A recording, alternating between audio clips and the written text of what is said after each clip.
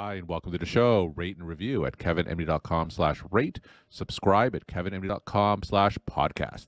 Today on the show, we have Emilie Belley-Cote. She is a critical care physician. Her KevinMD article, which we'll talk about today, is titled Coaching or Mentorship? What is the solution for physicians? Emilie, welcome to the show. Oh, thanks so much for having me. I'm delighted to be here. So we'll get into your article in a little bit, but first off, briefly share your story and journey to where you are today.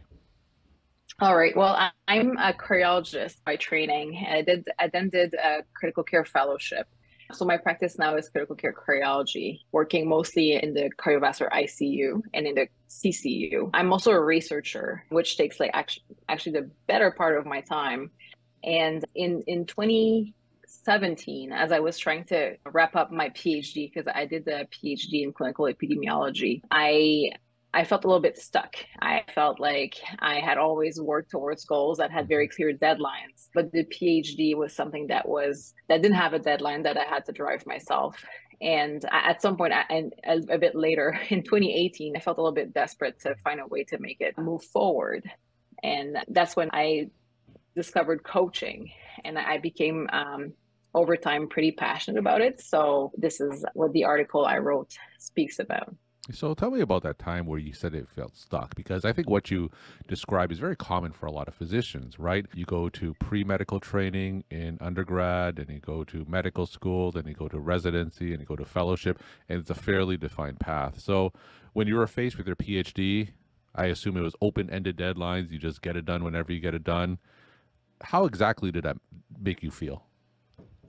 I'm a pretty driven person. I think we all are, right? To get into med school and then to continue our careers. But I felt a little bit lost at that point. Despite being driven, I didn't know in which direction to go. I didn't really know how to organize my time, how to really focus while being productive. That really was also felt like a failure, because again, we're used to just like getting stuff done, like getting the next test done, getting the next rotation done, but that was something that really didn't have an end. And also, as a perfectionist, it felt even worse in that I wanted it to be perfect, and I kept like rewriting the same sentence because it felt like I could do a better sentence.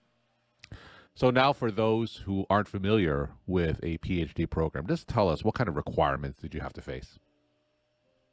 Yeah, so the beginning of the PhD was fine, right? Because it was like courses that I had to get done and then a few exams, like projects that were like time limited with very clear deadlines. But then the latest part of most PhDs is writing a thesis or a dissertation. And that's where you have a few chapters that are projects. And this is the part where you have to really organize yourself and have a sense of when it is good enough. Of course, you have supervisors, but it felt very overwhelming for me. And I'm sure many people are in the same position where they face, and I'm talking about PhD today, but often it can be something else. It can be writing a book. It could be being faced with writing a policy as part of an administrative role. Anything that's sort of big that you've never done before and that you're the main driver for without anyone pacing you, it can feel that way, I think. How long does it typically take to write a PhD thesis? Yeah. I mean, it depends how long you get in your own way for, I suppose. But typically a PhD is anywhere between 3 and 7 years, with most people getting it done in 4 to 5 years. And I'd say the first year to year and a half is when the courses get done. And the later part is when it's more like self-driven chapter writing. And then when you were feeling lost during that time, you said that you encountered coaching. So tell me about how you first found out about that.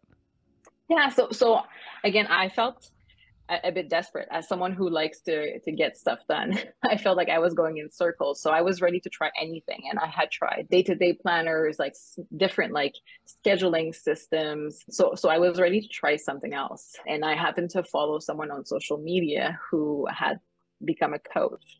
So I was like, I have nothing to lose at this point. I want to try anything. And that's when I approached my coach, and we started working together. And it was really like I felt a shift, not only like in my PhD, but in my whole career, where at that point, by discovering coaching and discovering how mindset work can really help us get out of our own way. And also there's like some time management strategies that have helped, but all of these things have really not only impacted like me and getting that PhD done much faster than I would have alone, but also after that, it's helped me achieve many other goals, getting like research grants, publishing articles, building collaborations. And sometimes I think for us physicians, coach is something that's a little bit like your listeners may not really know what I mean. But when you think about it, a coach is someone that is there for you.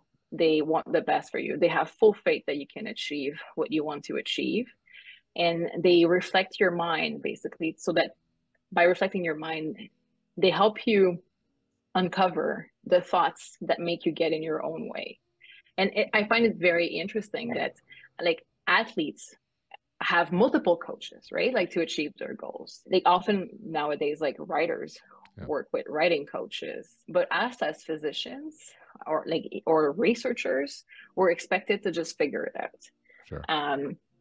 So I'm a big proponent of working with coaches, and that's what my article talks about, how I think to be successful, either early in your career as a resident, later in your career, it's really good to surround yourself with mentors. And I think everyone knows what a mentor is. It's something that it's a concept that's very well anchored in medicine. And mentors are not people who hold your hand throughout your career, but they're people you can go to periodically for advice. So mentors are very important, but usually mentors will guide you by being like, oh, you want to do this. This is how I did this. This is the next step I think you should take. And don't get me wrong, this is tremendously helpful.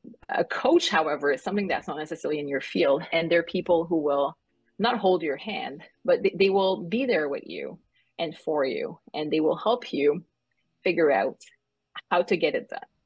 So give us an example of something that coach taught you that you couldn't have done yourself. So I know you've been through many coaching sessions and this is probably a years-long process, but just give us a little taste. Give us an example of something that coach taught you that was particularly insightful that you wouldn't have been able to do yourself.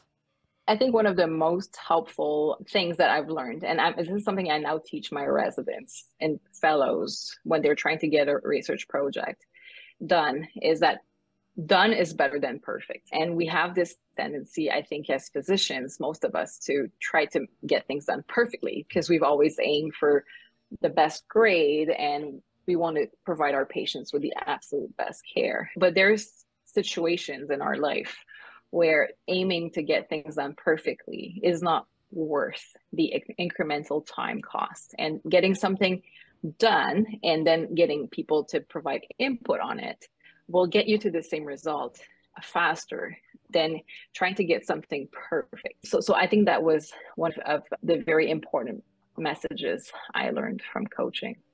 So I think what you said is completely right. A lot of physicians, in order to get where they were, they have to be top of the class. They have to be as close to perfect as possible. And that shift in mentality where things may be just good enough, that's sometimes difficult for physicians to accept.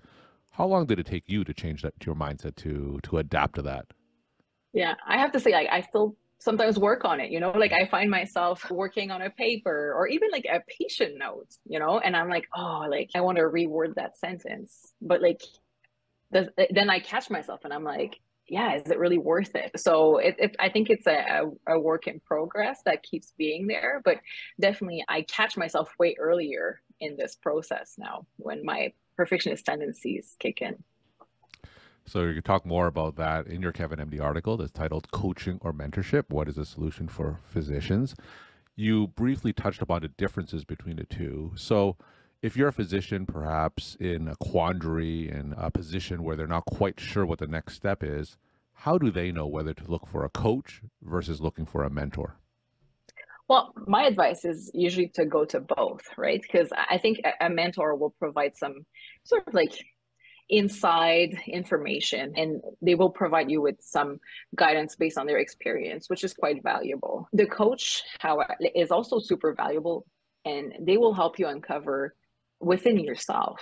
Like they won't tell you, oh, you need to do this, you need to do that. They'll help you uncover within yourself what is what is the thing you really want to do? What is the next step? And discover also how to explore that, because it may not be, again, in one session that you figure it out. You have a haha moment and you're like, my life is figured out.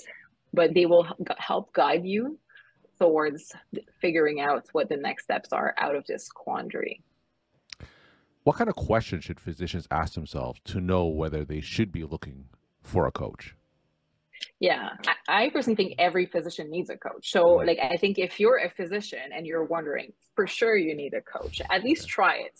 And you may, like, the other thing is everyone needs a different coach. So, like, maybe if you have had one bad experience, it's worth trying someone else. But for sure, if you're dissatisfied with your career, you feel like you're spending your evenings charting, you're dissatisfied with your work environment, coaching can be very helpful. I found coaching to be very helpful also with like personal life, like when people have issues in their marriage, they feel like they have parenting issues. Every time you feel stuck, like having a coach discuss that with you, helping you reflect on this can really be like a key to unlock, get out of this situation. So, how do we know how to find a coach that's the right fit? I've interviewed many physician coaches on this show, and you go on the internet and Google physician coaches, and you Mhm. have so many options. So, how do you know how to find a coach that's the right fit for you?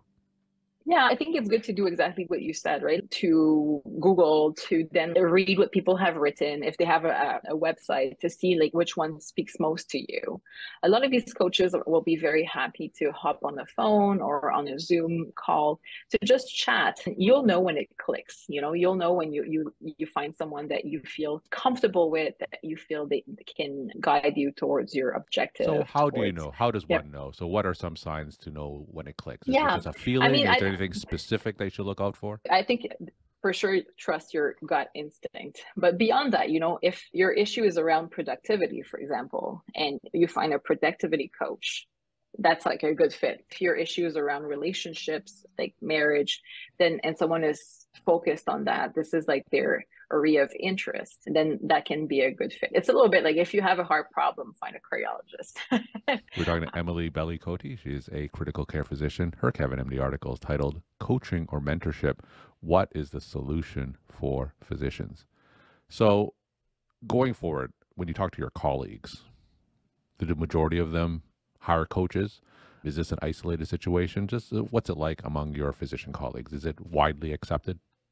Yeah, I work in a male dominated field, so I would say it's not widely accepted, but I think the culture is shifting. I've had a few colleagues approach me that were interested in either becoming coaches or experiencing coaching. And really, like, I feel like it is gaining momentum. I personally decided to work a lot with residents because I think this is a good way to change the culture, to start them early so they get to experience the value of coaching before they're in practice. Do you find that male physicians are a little bit more hesitant to reach out and find a coach? Um, my perspective is that males in general have more trouble asking for help or just saying that they could benefit from chatting with someone. So I think for sure, I feel like males are a little bit later adopters. But again, the culture is changing. So hopefully at some point in the near future, all physicians have coaches.